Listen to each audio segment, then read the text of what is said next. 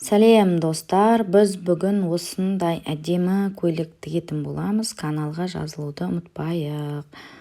Міне осындай стойка воротник, планкасы бар алдында.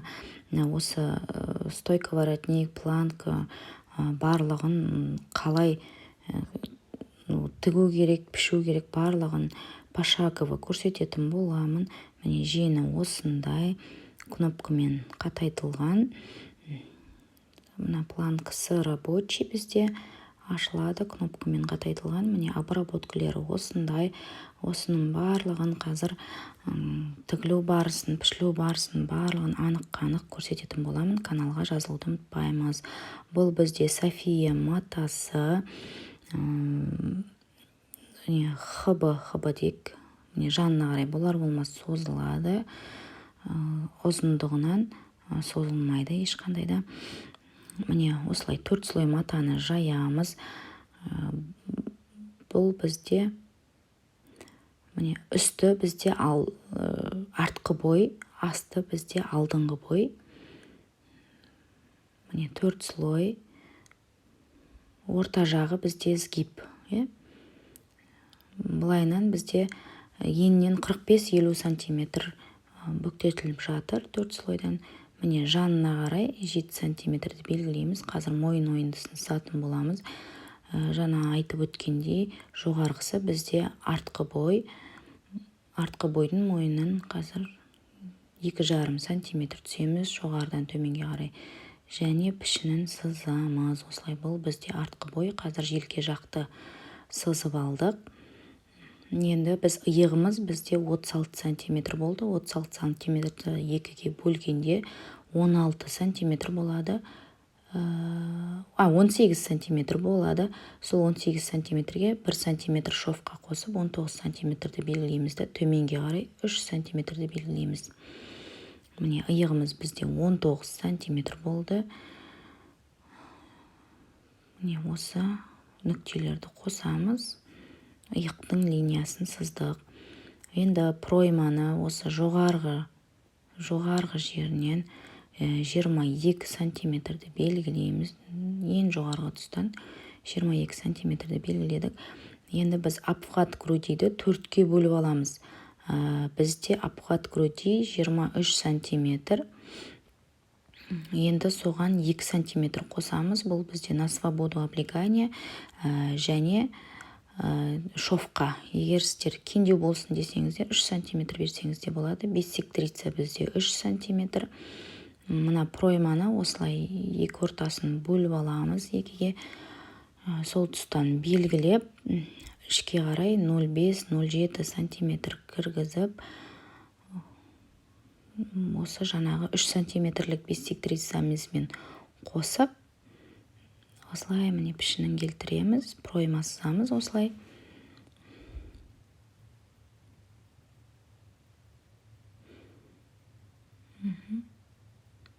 Міне бізде 0,5-0,7 примерно 0,5-0,7 болады.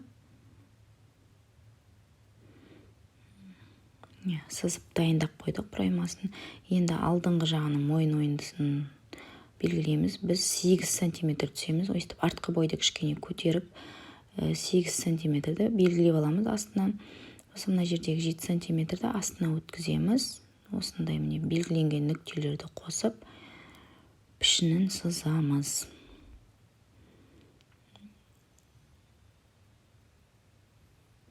Енді бізде жоғарғы нүктеден белімізге дейінгі биіктікті өлшейміз. Бізде ол 40 сантиметр. Сол 40 сантиметрден жаңағы обхват грудиді 25 сантиметр болды ғой бізде. Сол 25 сантиметрді белгілейміз. Осылай қосамыз жоғарғы жағымен. Сосын белден кішкене 1 сантиметр, 1,5 сантиметр ішке қарай кіргіземіз да нүктелерді қосамыз.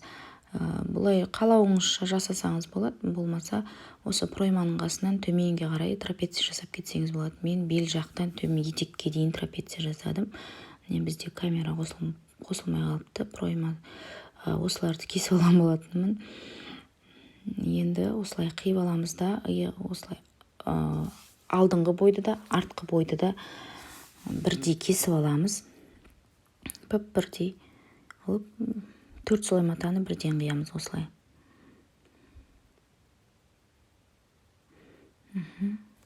Енді міне етекке дейін қазір міне сызған сызбамызбен қиып шығамыз. Міне етекке дейін мен трапеция қылып сызып алдым. Қиып тастаймыз. Достар, каналға жазылуды, пайдалы болып жатса комментарий жазып, лайк басуды ұмытпаймыз. Енді біз қазір алдыңғы пройманы түзейтін боламыз қазір. Бірінші қазір мен қалта салатын болдым. Шовқа тігіске қалта салып жіберем. Мен 50 сантиметрде белгілеп жатырмын. Сіздер енді өз өлшемдеріңізді сызасыздар. Осылай сызып аламыз да, мен 14 сантиметр беремін. Сол 14 сантиметрді белгілеп алып, насечкасын бірден беріп кетеміз. Қазір орнынан қозғалып кетпес үшін. Бұндай тігіске қалта салуды менің каналымда бар. Сол жерден қарасаңыздар болады, егер салғыларыңыз келсе. Жанында қалған маталардан қазір пройма, стойка, воротник, қалта жасаймыз. Мына бізде алдыңғы бойы астында жатқан. Енді біз ширина груди есептейміз. Ол бізде 32 сантиметр. 32 сантиметрде 2-ке бөлгенде 16 сантиметр. Соған 1 сантиметр тігіске 1 сантиметр беріп, осылай белгілеп аламыз да. Осылай. Сонда бізде артқысынан қарағанда алдыңғы бойдың проймасы кішкене осылай кіріңкі болады. Тек кеміте қоямыз. Артқы проймамен бірдей қылып кесіп аламыз да, алдын тек осылай кеміте қоямыз. Міне кемітіп алдық. Міне кіріңкі. Енді алдына мен планка салам ғой, сол дәл қақ ортасынан отсечка белгілеп алдым. Енді біз қазір рукава кесетін боламыз. Бұл бізде 35 сантиметрлік 4 слой мата 4 слой мата тұр. Бұл жерде бірден қазір 2 рукаваны кесетін боламыз. Осындай 4 слой. Міне мен сіздерге рукава кесудің, акат рукава кесудің ең оңай тәсілін көрсететін боламын дәл қазір. Міне осылай бізде артқы бойды аламыз да, осылай жатқызамыз. Міне дәл осылай иығы міне төменге қарап тұрады. Осыны тек қазір бастырып аламыз. Бізде обхват руки 32 сантиметр. Сол 32 сантиметрге 5 сантиметрді қосқан кезде 37 сантиметр болады. 37 сантиметрді 2-ке бөлгенде 18-да 5. Сол 18-да 5 сантиметрімізді қазір белгілеп аламыз. Біз қолдың ең жоғарғы, ең томпақ жерін өлшеп аламыз да. Өздеріңіздің өлшеміңізге 5 сантиметрді қосып, осылай белгілеп аламыз. Сосын, міне, осыны тек бастыра қоямыз. Міне, осы акат пройманы осылай сыса қоясыздар.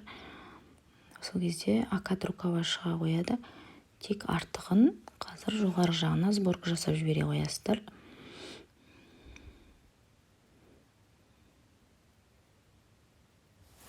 Осы пройма шығарудан, акат рукава шығарудан қиналсаңыздар, дәл осылай жасай қойсаңыздар болады. Тек жоғары жағына сборка жасай қоясыздар. Артығына міне дәл осылай жатқызамыз. Қыздар шатастырып алмаймыз. Міне иығы төменге қарайды. Түсіндіңіздер ғой? Міне осы жер негізгі, осы жер мен кішкене болар-болмас шамалы түскім келіп тұр. Себебі жоғары жағына болар-болмас сборка жасаймын. Енді біз иықтан шынтаққа дейінгі биіктікті өлшейміз. Ол бізде, менде 33 сантиметр. Сіздер өз өлшемдеріңізді сызасыздар. Ондай қатты разница жоқ, 33-34 болуы мүмкін. Сосын жаңағы 18,5 сантиметрімізді белгілеп аламыз, жоғарғыдағыдай. Сосын осы тіке сызық сызамыз. Енді мен кішкене білезік жағын трапеция қыламын. Мына жоғарғы жағы жинақы түзеу болады да, тек мына білезік жағына мен сборка жасағым келіп тұр. Соған мен 30 сантиметр белгіледім, етегінен шетінен 30 сантиметр белгілеп, міне көрсетілгендей нүктелерді қостым. Енді біз қиып аламыз. Міне дайын болды. Қақ ортасынан отсечкісін беріп аламыз.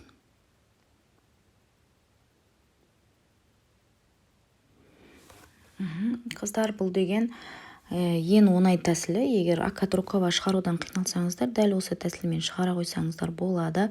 Мен каналыма осы мен өзімнің жасап алған, өзіме жасап алған осындай акат рукава бар. Соның сызбасын мен каналыма салып қойдым. Ссылкасын описанияға салып қоямын. Сол арқылы өтіп, осылай жасап алсаңыздар да болады. Немесе жаңағыдай оңай тәсілмен де жасай қойсаңыздар болады. Алдыңғы жағын шатастырып алмаймыз, насечкісін беріп аламыз. Міне біз өлшегенде мына жер бізде 29 сантиметр, ал мына трапеция болған жағы 30 сантиметр болып тұр. Сол 29 сантиметрмен келтіріп артығын қиып тастаймыз. Менде 60 сантиметрлік болып тұр. Енді мына иықтарын біріктіру қалды. Сосын екі жанын біріктіру керек. Біз оң жақ бетімен жатқызып, жақсылап айверлоктап шығамыз. Содан соң прямострочный машинкамен осылай тігіс жүргізіп шығамыз. Қосымша егер қалта салмасаңыз, қосымша тігісті жасамасаңыздар да болады. Егер қалта салатын болсаңыздар, міндетті түрде тігіс жүргізіп, закрепкісін беріп, қалтаны нық отырғызып шығамыз. Енді қазір рукаваны дайындаймыз тігуге. Шет жағынан 8 сантиметр белгілейміз. Тағы да қосымша приблизительно 5-6 сантиметр, 7 сантиметр белгілесеңіздер болады. Екінші жеңге осылай біріктіре қоямыз. Міне бірінші жоғарғы жақтағы белгіленген белгіге дейін айверлоктаймыз. Одан кейінгі мына бірінші сызған сызыққа дейін прямострочный машинкамен аяқтайтын боламыз. Міне жоғарғы белгіленген жерге дейін айверлоктап алдық. Енді мына екінші астыңғы жағындағы міне осылай екі жаққа ашылып тұру керек осылай. Сосын мына 8 сантиметр белгіледік қой, соны өткізіп аламыз да. Енді прямострочный машинкамен осы белгіленген жерге дейін келіп, закрепкісін беріп, тігісті тоқтатамыз. Міне тігісті жүргізіп шығып, мына жерден, міне белгіленген жерден тоқтаттық. Міне осы екі жағына қайырылып, осылай тігіліп кету керек. Міне көрсетілгендей дәл осылай тігіп шығасыздар. Ішінен міне осындай болып тұрады. Жақсылап өтіктеп аласыздар. Енді қазір ілгек немесе кнопка қадайтын жерін қиып аламыз. Манжет па? Бізде бұл 4 слой мата, 2 жеңге бірден қиятын боламын.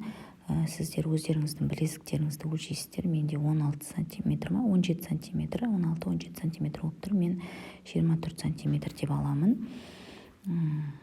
Ұзындығы 24 сантиметр, биіктігін 3 сантиметр деп аламын. Жуан қылам десеңіздер де болады, бірақ негізі осындай қылсаңыздар жақсырақ болады. Қиып аламыз. Бізде міне осылай 2 штук теріс жағын, дублерин дейтін жағын белгілеп аламыз да, дублерин деп шығамыз да, екі жанын осылай тігіп шығамыз. Сосын бұрышын тігіске жеткізбей осылай қиып тастаймыз. Ұшы дұрыстап шығу үшін, сосын ұшының бәрін дұрыстап шығарып, дайындап, жақсылап өтектеп аламыз. Міне өтектеп алдық. Енді қақ ортасын тауып, осылай екі бүктеп қақ ортасын тауып белгілеп алдық. Міне екеуінде. Енді қазір жен бізде сборка жасалыну керек. Шет жағына қақ ортасын белгілеп, шетінен тігіс жүргізіп шығамыз. Сборка жасау үшін міне тігісін жүргізіп шықтық. Енді шетін дәл келтіріп, осылай инемен қатайтып аламыз, қозғалып кетпес үшін. Ортасымен ортасын келтіреміз да. міне қалай көрсетіп жатырмын, солай жасайсыздар. Сосын міне бізде артығын жіптің бір шетін тартып, бір жіпті тартып, осылай сборка жасап манжетімізге келтіреміз. Міне келтіріп, тігіп, оверлоктап, қосымша прямостоечный машинкамен тігіс жүргізіп шықтық. Міне осындай болып тұрады. Енді шетін мына артық жіпті қиып тастап, қалдығын ішіне қарай осылай қайырып, көрсетілгендей 1 сантиметрге дейін закрепкасын беріп тігіс жүргізіп шығамыз. Міне дәл осылай жоғарға қарай жатқызамыз тігісті. Қалған жері осылай болып тұрады. Міне сборкасымен өзінің әдемі болып. Енді қазір проймаға аккат рукаваны отырғызатын боламыз. Міне қақ ортасын белгілеп алдық. Отырғызу үшін осылай тігіс жүргізіп шығамыз. Қазір айттым ғой жоғары жағына болар болмас сборка жасаймын деп. Сол сборканы міне алдыңғы жағымен шатастырып алмаймыз. Жеңнің де алдыңғы жағын осылай белгілеп қойдық. Жеңді бізді оң жағына қаратып, көйлегімізді теріс жағына қаратып осылай салатын боламыз. Сосын тігістерді осылай жатқызамыз. Артқа қарай жатқызсаңыз да болады. Негізі қалта салсаңыз алдыға қарай жатқызған жақсырақ. Сосын осылай ине арқылы отырғызып аламыз жеңді. Астыңғы жағынан осылай жинаймыз. Жоғары жағында қалған міне бізде аккат рукава проймадан артық болды. Сол артықшылықты біз бір жіпті тарту арқылы сборка жасап келтіреміз да. Осылай қадап-қадап әдемілеп, равномерно екі жағына да бірдей қылып келтіреміз. Мен тек болар болмас жасап жатырмын. Көбірек берем десеңіздер де болады. Сосын айналдырып тігіп шығамыз. Міне тігіп шықтық. Міне болар болмас сборка жасадым. Сыртынан осындай болып тұрады. Міне осындай планка мен стойка воротникті мен бірден сақтағым келген, бірақ памет жетпей мен сақтай алмай қалдым. Сондықтан мен барлығын отдельно каналыма салып қойдым. Барлығын мен описанияға қазір ссылкаларын салып қоямын. Сол ссылка арқылы өтіп қарап шықсаңыздар болады. Аккат рукава, стойка воротник, планка, қалта барлығының описанияға ссылкаларын салып қоямын. Сол жерге кіріңіздер. Тіркелуді ұмытпаймыз. Соңына дейін болған үшін рахмет.